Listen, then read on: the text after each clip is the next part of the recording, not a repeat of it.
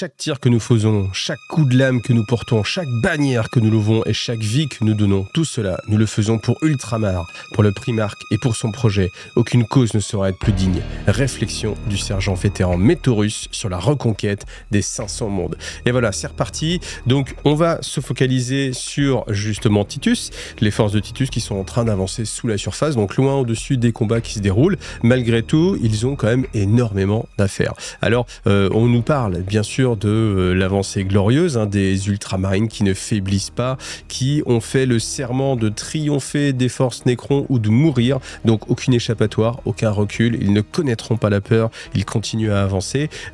Premier personnage, on nous parle de Gadriel qui brandit l'étendard de la 2e compagnie et qui insuffle en fait une force irrésistible vers l'avant.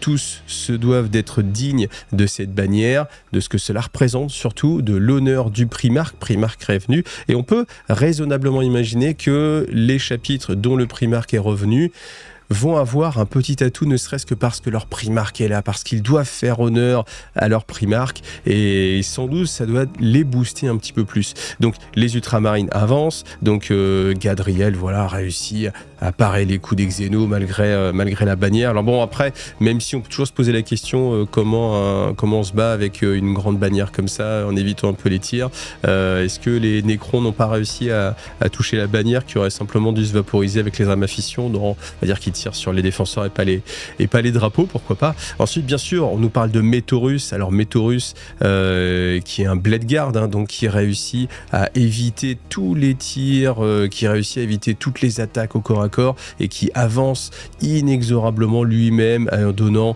des coups de bouclier, des coups de crosse, des coups de lame énergétique. Rien ne l'arrête, et malgré tout le talent et toute la force des destroyers, aucun ne parvient à simplement le blesser ou à toucher son armure.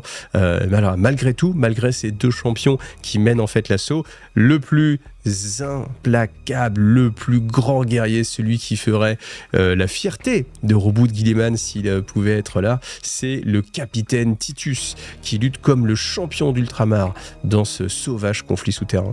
Donc Titus, d'ailleurs, lui, il est équipé. Alors, il est moins bien équipé. Il a juste un pistolet bolter et une épée tronçonneuse. Malgré tout, voilà, son pistolet rougit sous les tirs, sous la chaleur des tirs, des explosions. Son épée tronçonneuse continue de gronder, et à tel point que même ses dents en adamantium sont cassées. En fait, on voit que derrière lui, il sème destruction et des dents de son arme. Mais ça ne l'empêche pas d'avancer. Il continue.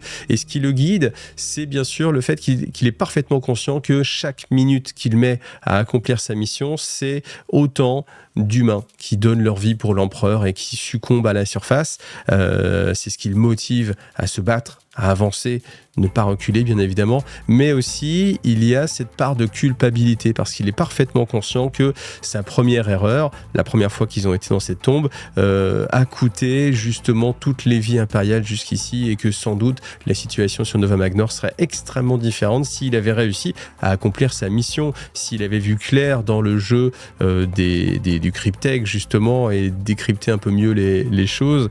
En tout cas, il sait qu'il n'échouera pas, ou en tout cas c'est sa volonté, où il mourra en essayant, mais il sait qu'il doit absolument accomplir son destin.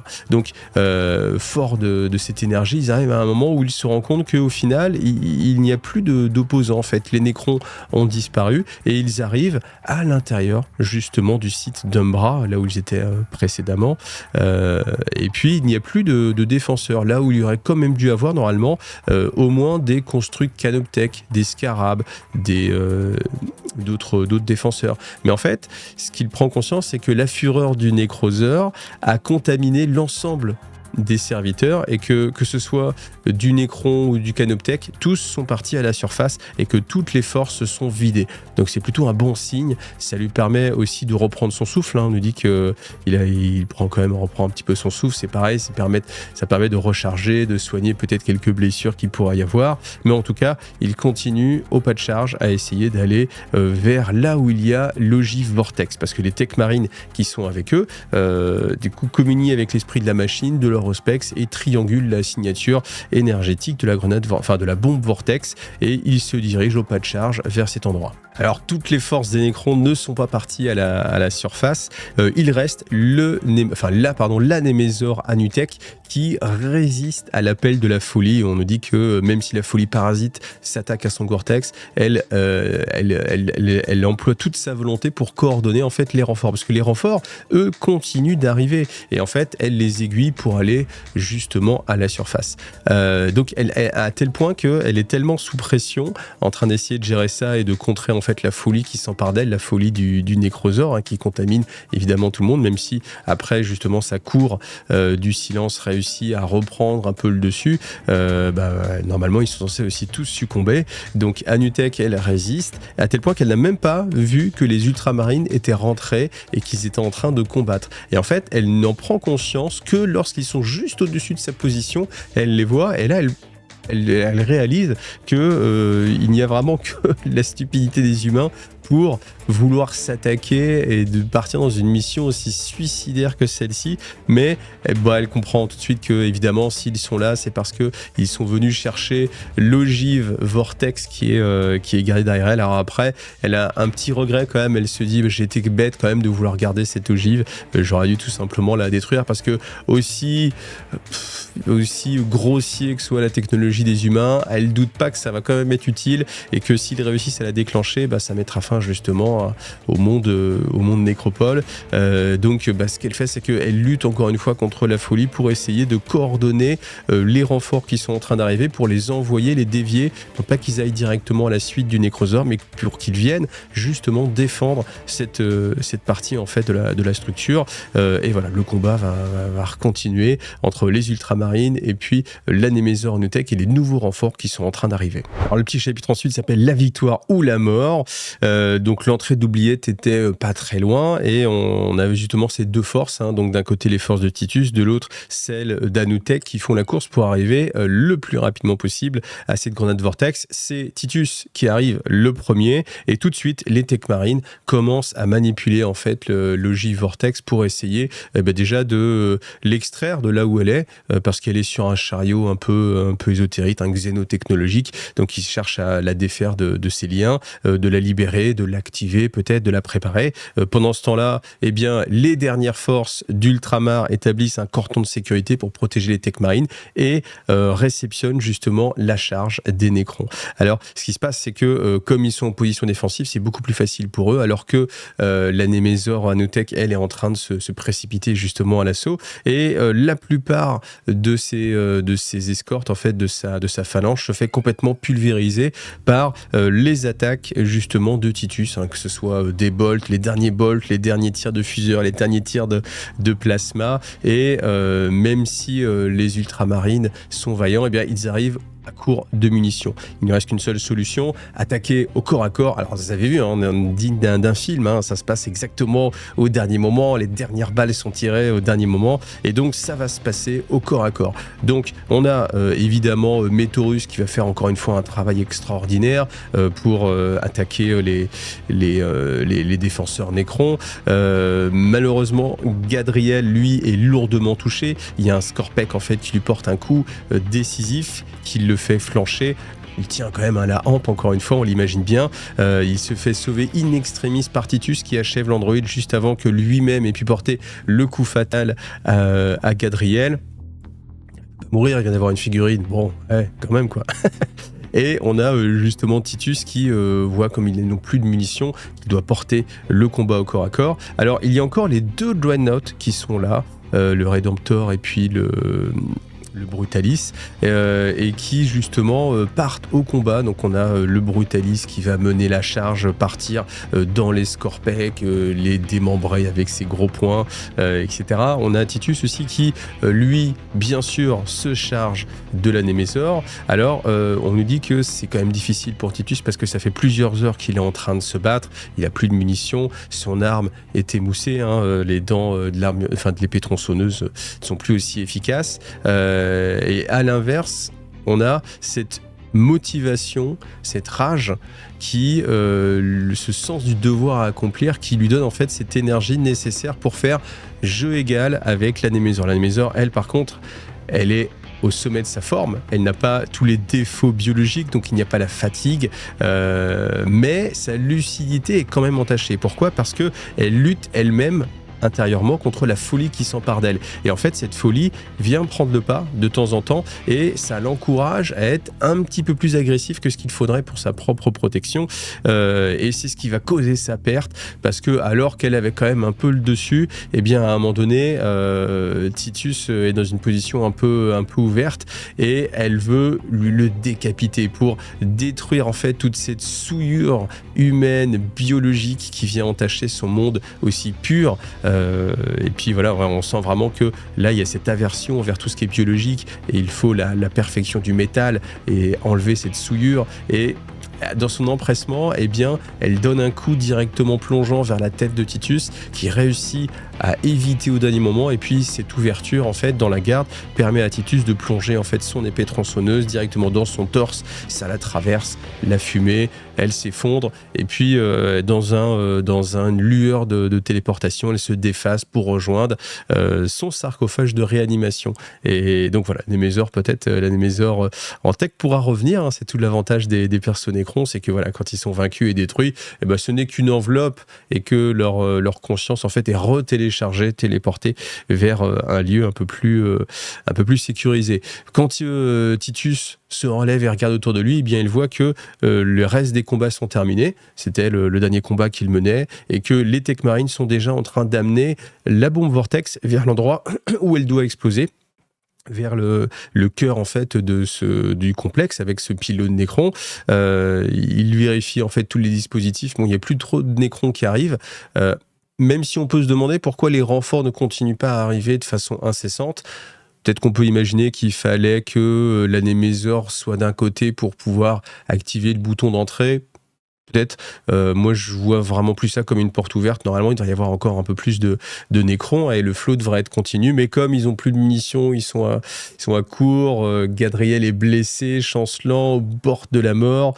Voilà, donc ça va s'arrêter là, j'imagine. Donc, ils activent les protocoles de détonation. Le compte à rebours, le fameux tic-tac, est lancé. Il est irréversible et c'est le moment où Titus décide qu'il est temps de partir du site Umbra et avant qu'il ne soit pulvérisé et ainsi que tout ce qu'il contient. Donc voilà, fin de cette partie-là.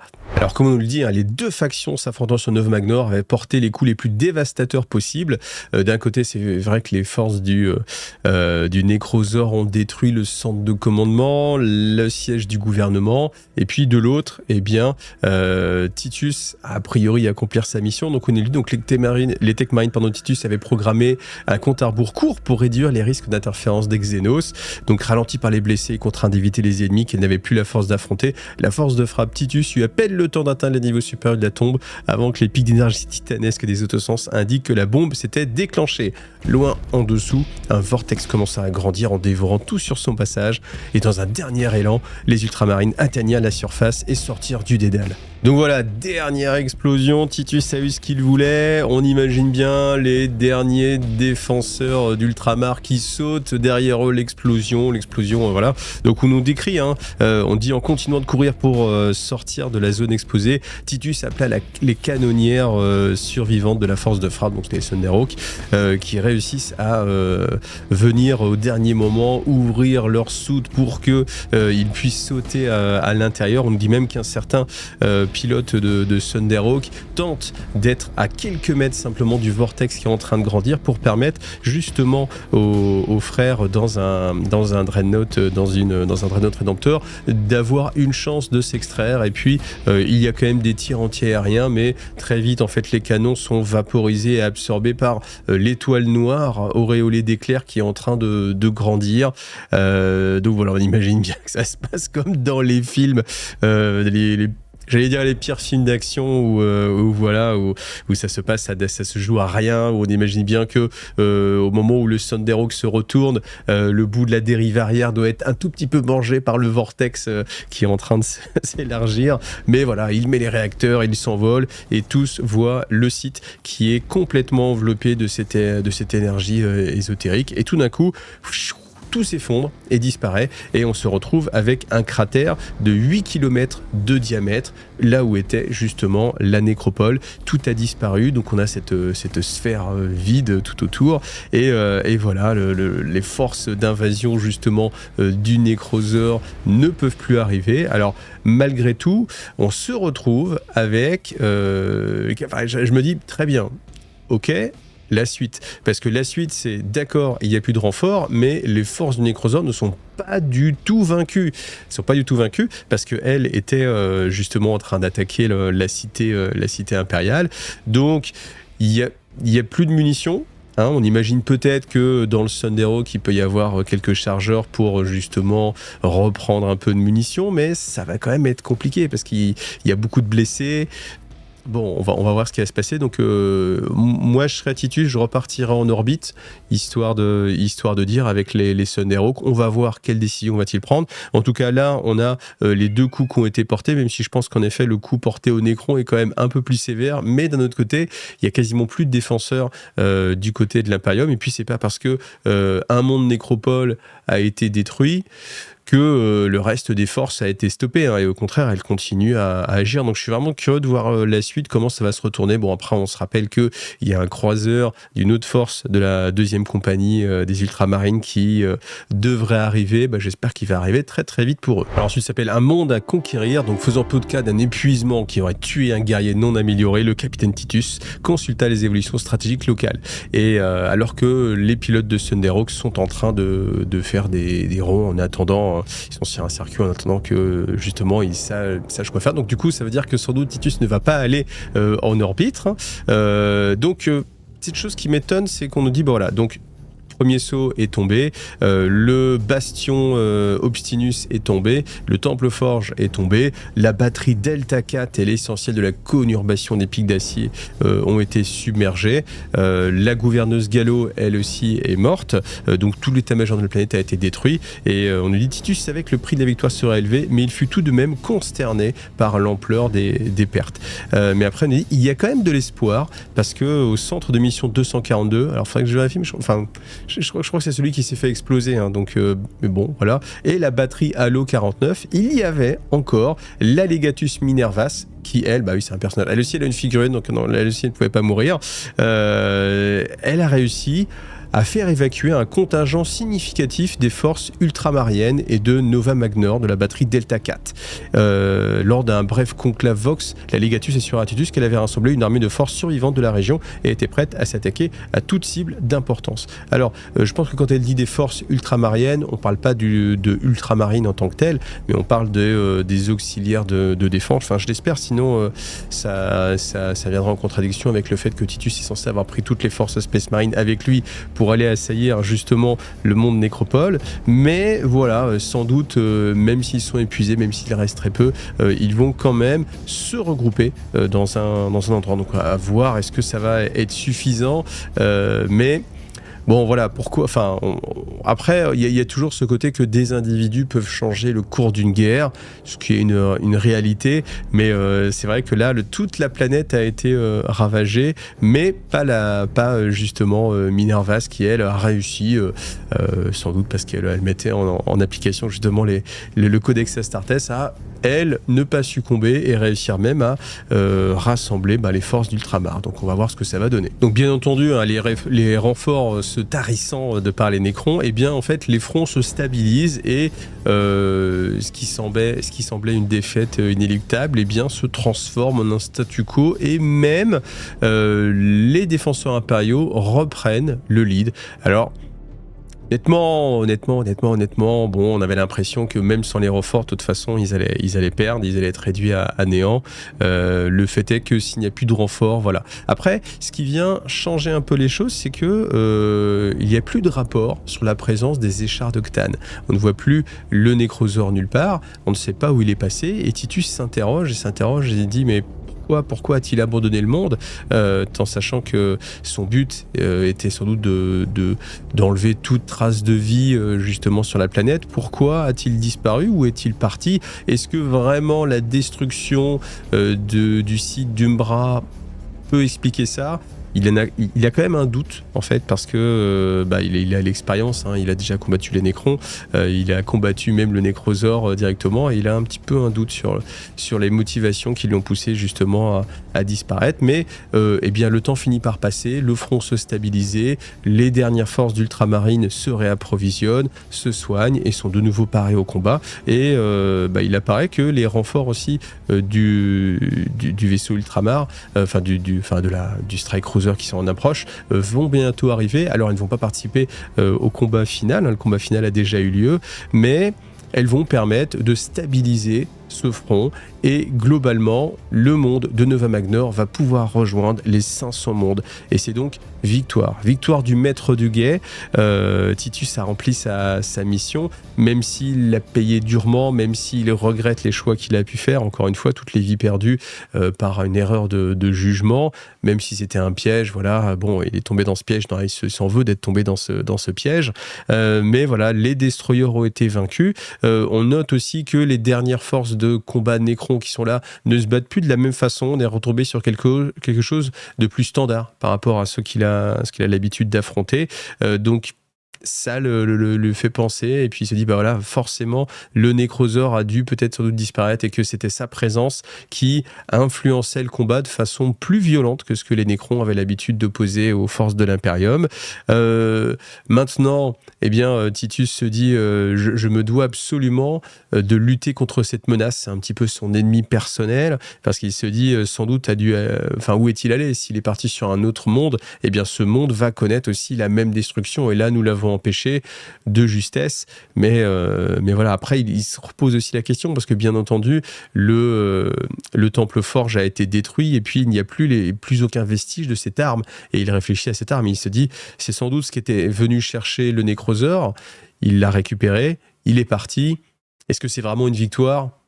Il a un doute là-dessus et il se pose vraiment la question. Il se dit il faudra vraiment que j'essaie de tirer au clair cette situation parce que c'est une menace qui va être présente dans les royaumes d'Ultramar pendant un bon moment.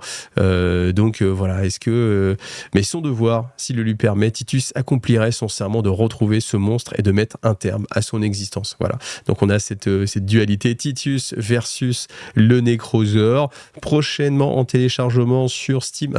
Je sais pas. Non, aucune idée. Mais c'est vrai que voilà, ça nous met en fait à de nouveaux personnages. Ensuite, on a un petit bloc sur le côté Amentar. Donc, Amentar qui est à Ushemec. Ushemec, c'est le nom que portait Nova Magnor pour les Nécrons, après avoir récupéré une nouvelle écharpe de son dieu. L'échelle de la croisade Nécrosaure était considérable. Il aurait pu s'abandonner pour toujours à la froide perfection du massacre, mais la lucidité qui lui vint après la chute du bastion lui permit de percevoir diverses perspectives. Et Amentar devait éliminer toute vie organique partout dans la galaxie. Et il savait que seul un dieu de la mort en plus pouvait accomplir un tel exploit. Sinon, tout être inférieur, même les immortels Nécrons lui-même, avaient autant de chances de vider l'océan avec un dé à coudre que de tuer les contaminants biologiques qui profanaient les étoiles. Pour réfléchir à ça quand même, donc le Nécrosaure était le seul parmi les destroyers à être conscient de cet état de fait et il conservait assez de lucidité pour partir sur un autre monde. Donc il passa à travers un portail de téléportation avec les échards d'octane qu'il avait. Alors on ne sait pas combien il a d'échards d'octane, on sait qu'il en avait déjà plusieurs, il en a récupéré encore une autre. Combien il en a, on ne sait pas. Bien sûr, là on n'aura pas la réponse à pourquoi il ne les combine pas, peut-être qu'il attend le dernier moment, donc sans doute que cette écharde était juste une écharde parmi les autres, peut-être qu'elle était plus ornementée. Vous vous rappelez, moi j'ai vraiment percuté là-dessus en disant mais pourquoi cette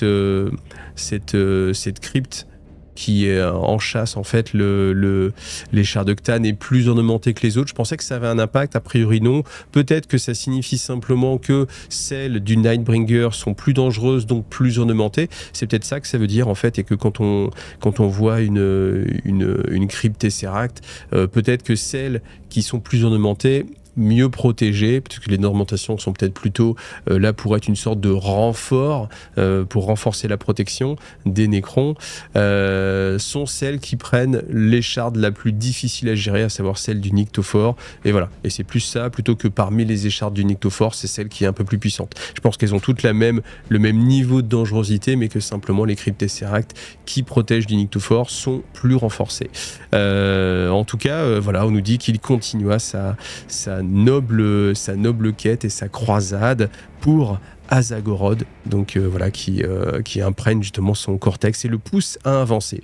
Ainsi, l'horreur frappa un nouveau monde. C'est pas lequel, mais voilà. Donc, fin de la campagne, ici. Le statu quo, un petit peu comme d'habitude, j'ai envie de dire, on s'en doutait, on avait quand même l'espoir, mais voilà, pas grand-chose de plus. On a simplement l'arrivée de nouveaux personnages, donc ça nous met vraiment du Gadriel au sein du lore officiel de Warhammer 40 000 dans une publication officielle Games Workshop, un bouquin de campagne.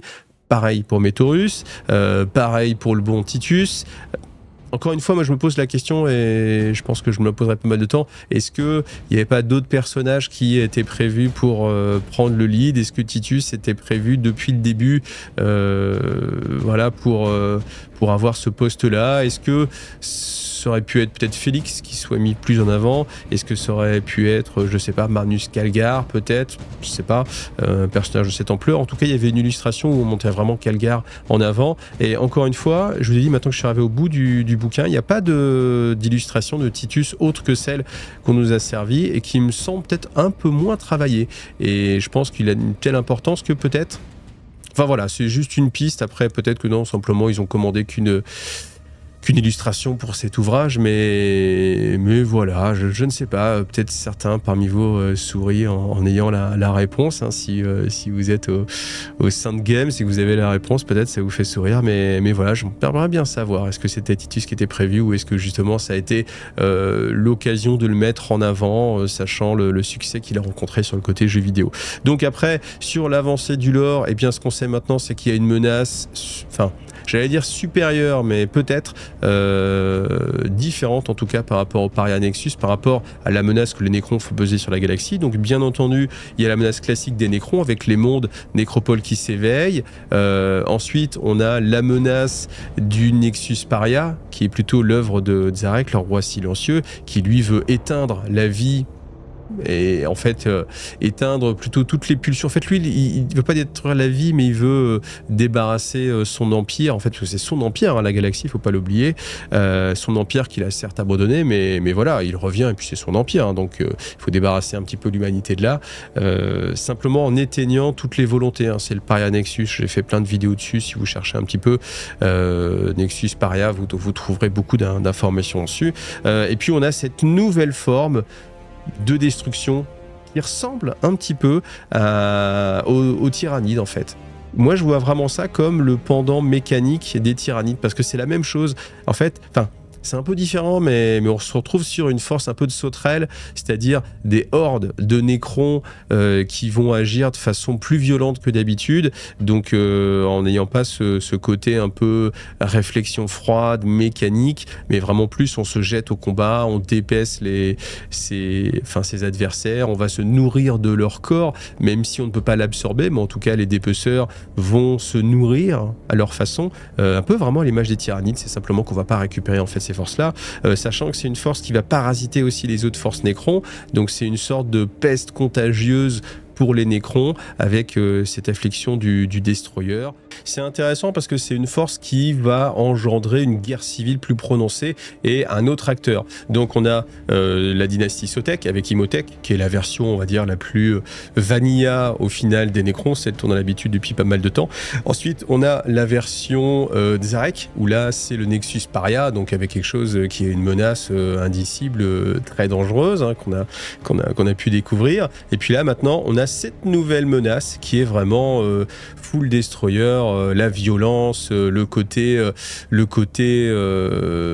comment dire, déchaînement de violence que n'avaient pas forcément les Necrons classiques, qui étaient plus froids, plus calculateurs, avec une certaine même noblesse. Il y avait les codes du triarcat. Faut avoir en tête que les Necrons normalement suivent un code d'honneur et qu'ils peuvent laisser la vie sauve à des formes de vie s'ils estiment qu'ils ont bien combattu. Il y a des codes du triarcat pour combattre. Alors après, les dynastes ne le suivent pas tous forcément à la lettre, mais voilà. On termine sur ce bloc sur la campagne. Voilà, statu quo, ça n'a rien passé. Titus a survécu, Gadriel a survécu, Métaurus a survécu. Tous les j'allais dire sous-fifres, c'est dégradant, mais tous les personnages qui sont sortis de la boîte d'Ultramar ont survécu. Voilà, tous les personnages aussi de l'autre côté ont survécu. On n'a pas pu arrêter une seule écharde. Ça aurait pu être intéressant quand même qu'une des échardes succombe, mais là on voit bien que les échardes ne succombent pas, malgré tout le déluge de feu qu'on a pu déclencher sur elles. Aucune des échardes n'a été annihilée. Les seuls moyens de faire tomber les échardes. Alors c'est assez amusant parce qu'on revient sur les premiers mécanismes, en fait la dématérialisation des Necrons en termes de jeu il y a longtemps maintenant, quand vous aviez, je sais plus, c'est quand il restait plus que 25% des forces Necrons sur la table, et bien l'armée se dématérialisait. Donc l'armée était très dure à détruire, mais si on arrivait à ce seuil, et bien tout cédait d'un coup. Et en fait, c'est ce qui est retranscrit ici.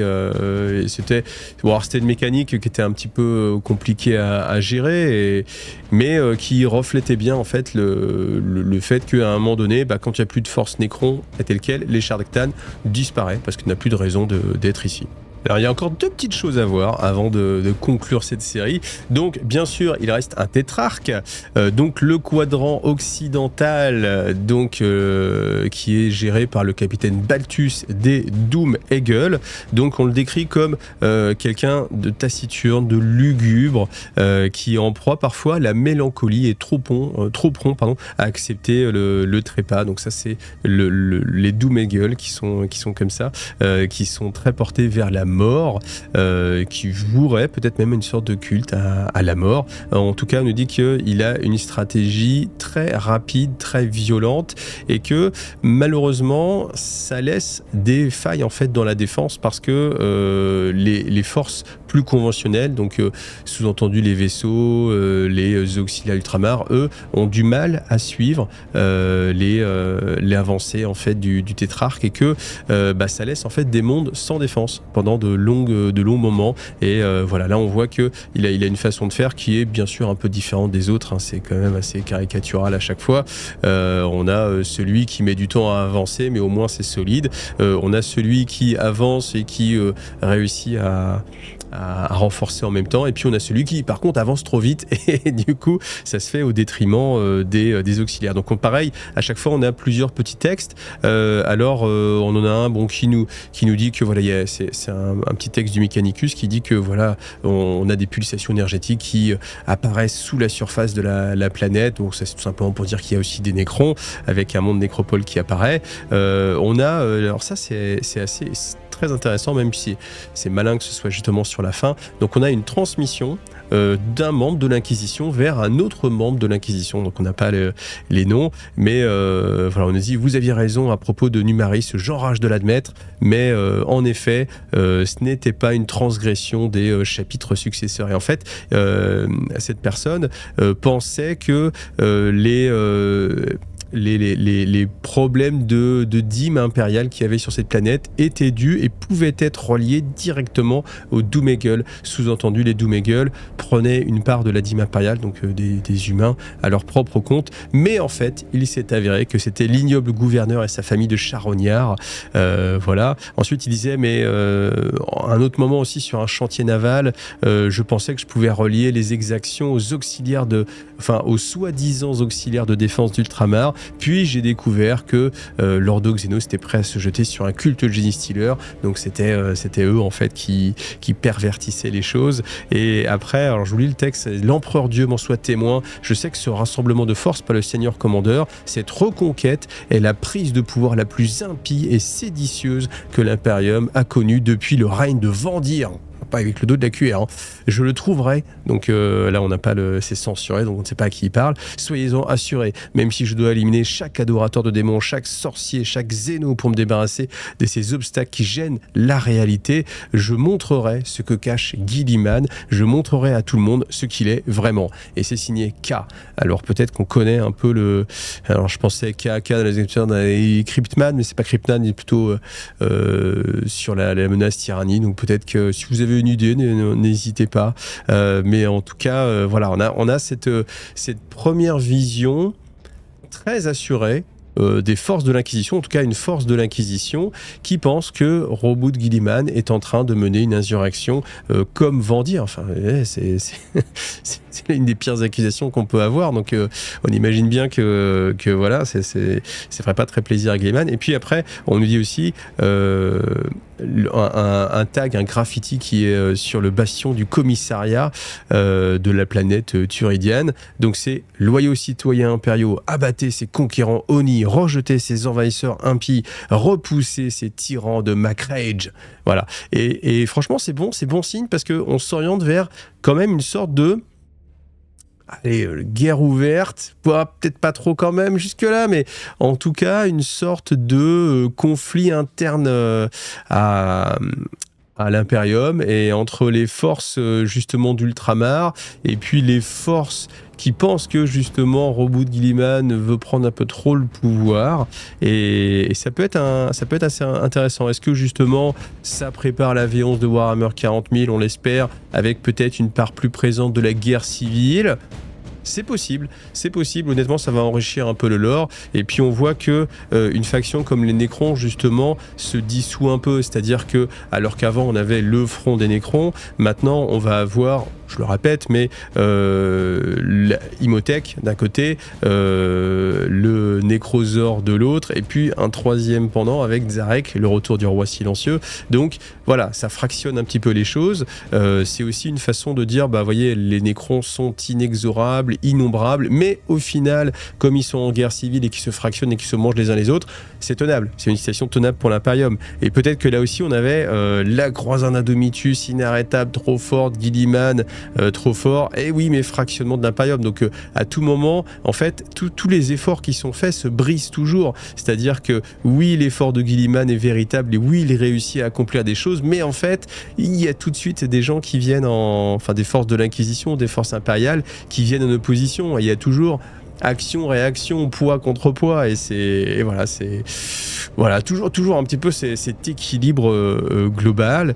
Et puis après, il reste une autre chose. Donc on a un petit message d'un apothicaire des Doomegul qui envoie un message à Balthus en disant voilà, nous avons fini de construire un nouvel apothécarion et nous allons pouvoir créer plus de frères de bataille pour renforcer justement l'effort de guerre. Et alors je pense que ça se fait là, vous voyez, au détriment du codex impérial du codex Astartes, pardon, qui définit en fait le rythme de création. Je pense que là on va au-dessus et en fait il y a ce débridage en fait des conventions pour les chapitres remparts qui voilà, peut-être que le côté on va rester sur 1000 Space Marines dans un chapitre, c'est ce qui est censément le cas. Voilà, c'est cette barrière va sauter et qu'elle a plus ou moins déjà sauté. On sait déjà qu'il y a des chapitres depuis très longtemps maintenant, mais maintenant qui ne se confèrent pas à ce nombre un peu restreint et continuent de grandir. Et là, on a vraiment les Doomegul qui sont au sein du royaume d'Ultramar et qui se disent voilà, on va construire un nouvel apothécarion, on va faire croître un peu les forces et puis renforcer et créer de plus en plus de Space Marine. D'ici à ce que l'Astra Militarum n'existe plus et qu'on ait que du Space Marine, on y est déjà depuis des années, mais bon, voilà, en tout cas, là, c'est vraiment très, très, très présent. Allez, on termine avec la dernière page, le dernier petit bloc de texte, le petit texte putaclic qui va donner envie à tout le monde de cliquer sur la vidéo. Donc, alors, si je vous le lis, ça va pas être extrêmement intéressant. Donc, on a vraiment un peu comme des lignes de code à chaque fois. Donc, accès au relicarium, données avec des numéros, emplacement du curriculum de données, dashstory, ultex, agreement, conquête, etc. Plein de petits textes. Et puis, au fur et à mesure, on a des petites informations comme ça qui sont données. Donc, on a vraiment une missive astropathique qui est reçue. On apprend dans un premier temps quel est le destinataire. Ça se destine au Primarque Roboute Guilliman, ultramarine, seigneur commandant de l'Imperium, seigneur régent. Attention, on ne sait pas d'où provient le message. Par contre, alors comment c'est noté? Cogitation de trajectoire peu concluante. La répétition du signal indique une augmentation de 0,3% de la force du signal par itération. Vecteur d'approche en espace réel probable, donc c'est-à-dire que l'émetteur de ce message se rapproche au fur et à mesure du temps. La zone d'arrivée, ça va être justement le royaume d'Ultramar, le front Protoss, c'est là que ça va se passer.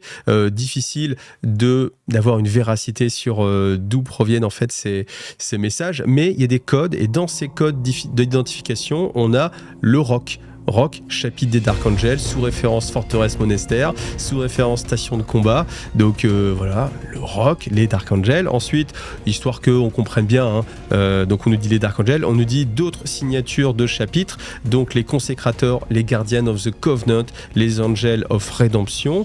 Voilà. Ensuite, il y a des sortes de sous-routines qui se déclenchent pour savoir est-ce que c'est un message qui a été perverti par le Warp. A priori non, aucune trace de dégradation. Ensuite, il y a un identifiant qui est lié avec ce message. Par contre, lui, il est inepte pour la machine parce que l'ancienneté est exceptionnelle. Donc, c'est impossible que ce code d'identification soit réel, étant donné qu'il date d'une époque extrêmement reculée. Au final, reanalyse, reconfirmation, pas d'erreur, même si ce code est extrêmement vieux, il est réel.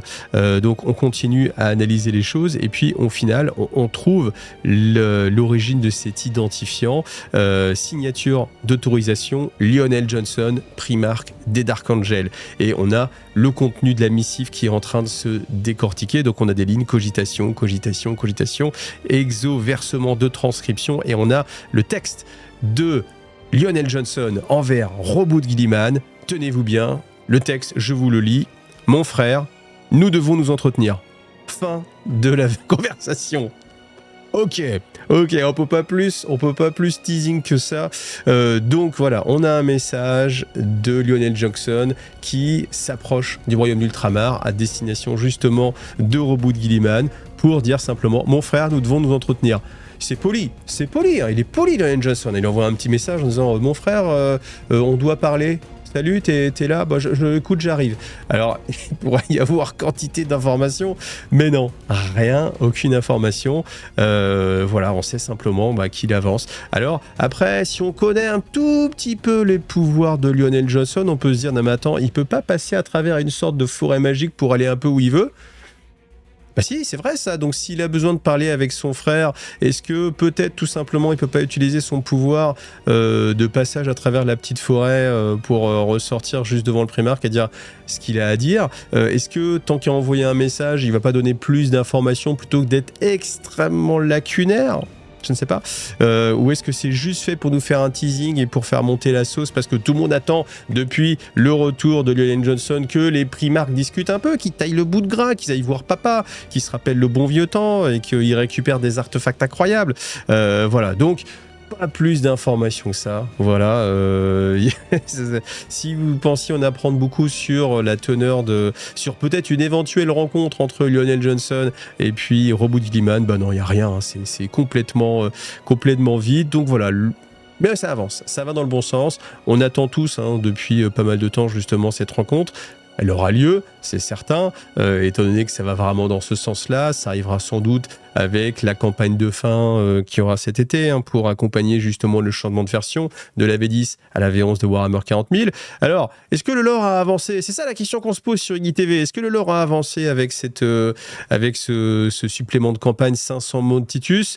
Alors, On a encore une fois ouvert des portes. On a ouvert la porte du Nécroseur en disant hey, regardez, il y a une nouvelle menace. On a ouvert la porte de Titus en disant hey, regardez, il y a un nouveau héros qui est canonisé dans Warhammer 40 000. Voilà, Titus, incroyable, chef, capitaine de la seconde compagnie. Voilà, d'autres personnages un peu secondaires, Gadriel, Métaurus, mais auxquels on peut s'accrocher et puis s'identifier. Donc c'est toujours sympathique, ça donne envie d'acheter les boîtes de figurines.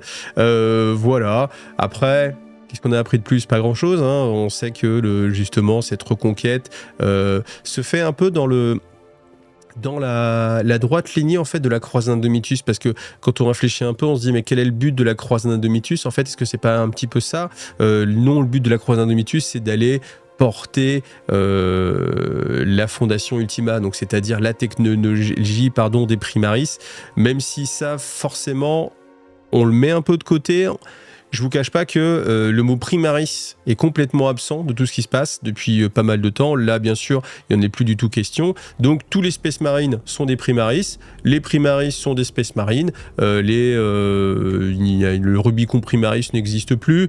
On en a parlé un tout petit peu pour Titus, parce que lui, il a commencé sa vie en tant que Space Marine. Donc, il faut qu'il la continue en tant que Primaris. Donc, on explique un petit peu le changement. Mais sinon, on n'en parle plus. Maintenant, bien sûr, tous les Space Marines sont créés, sont des Primaris.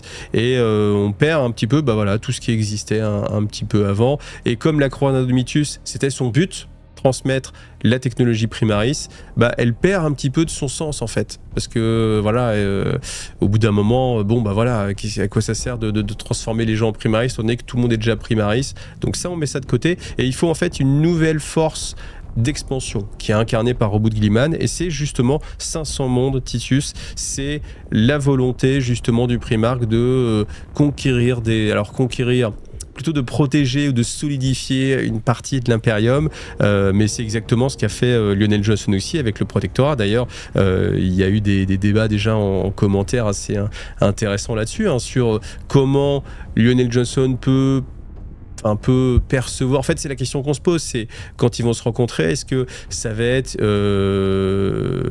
bien mon frère combattant ensemble pour notre père, ou alors est-ce que c'est je crois que je suis pas trop d'accord avec ce que tu fais, et inversement, donc qu'est-ce qu'on fait, comment on s'arrange, qui va diriger, qui prend la place de papa, c'est moi le plus vieux, mais c'est moi le plus sage, mais c'est moi qui ai la plus grande logique, mais c'est moi qui suis le meilleur combattant, etc. On verra, mais en tout cas c'est vrai que c'est assez intéressant cette lutte de pouvoir qu'il peut y avoir justement à l'intérieur. Est-ce qu'on peut aller jusqu'à une opposition entre Lionel Johnson et Roboute Guilliman? Moi, je le sens pas comme ça. Je pense plutôt qu'il y aura une sorte d'alliance, même si ça peut se terminer avec de la méfiance, évidemment. Est-ce que le lion va avoir un doute? Parce qu'il faut se rappeler que Roboute Guilliman, s'il est encore en vie, c'est grâce à la technologie Eldar, grâce à Enid. Alors peut-être est-ce que il va y avoir un petit retour sur le devant de la scène d'Enid pour dire tiens, Roboute Guilliman quand même il a des pouvoirs peut-être qui ne viennent pas que de l'humanité et qui viennent aussi du dieu des Eldar. Ça pourrait être intéressant, ça pourrait enrichir le personnage, ou alors est-ce qu'au contraire simplement ils vont faire front commun et on aura une belle scène de bataille où ils vont rencontrer, bien entendu, affronter leurs frères les ennemis, parce qu'ils sont tous là, on a Mortarion, on a Magnus, on a Fulgrim, donc c'est intéressant. Est-ce qu'on va attendre encore le retour d'un autre Primarque loyaliste, un peu, pour qu'il y ait un combat un peu plus grand d'envergure? Alors dans les conjectures, les Manros, c'est celui même qui était pressenti avant justement Lionel Johnson. Tout le monde pensait, la majeure partie des gens pensaient que justement les Manros allaient revenir plus rapidement que Lionel Johnson. Bon, c'est Lionel Johnson qui revient. Après, on peut imaginer tout et n'importe quoi pour faire revenir tous les Primarques. Il y a différentes possibilités. Il y en a un qui est détenu par justement les Nécrons avec Trazyn. Donc on peut raisonnablement penser que simplement en appuyant sur un bouton, pouf, un nouveau Primarque en plus, très bien. On peut très moi, s'il y avait un pronostic à faire, un petit coup de Rogaldorn par-ci par-là, un petit coup de Leman Russ par-ci par-là, 4 contre 4, balle au centre, on y va, que le meilleur gagne, et puis bataille apocalyptique entre les Primarques. Fin du combat, les 4 vaincus s'enfuient.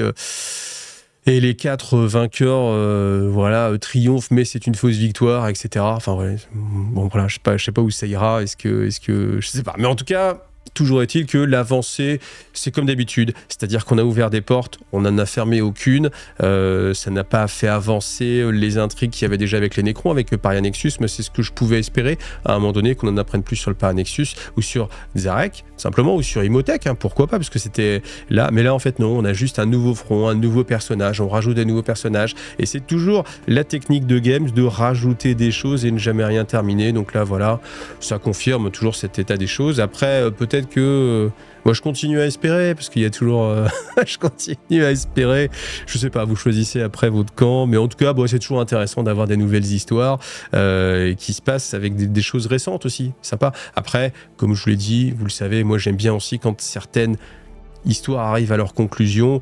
On a eu quand même pas mal de choses avec le lion, puis il y a quand même toujours Armoise, Armoise, voilà, qui est là avec Vashtor.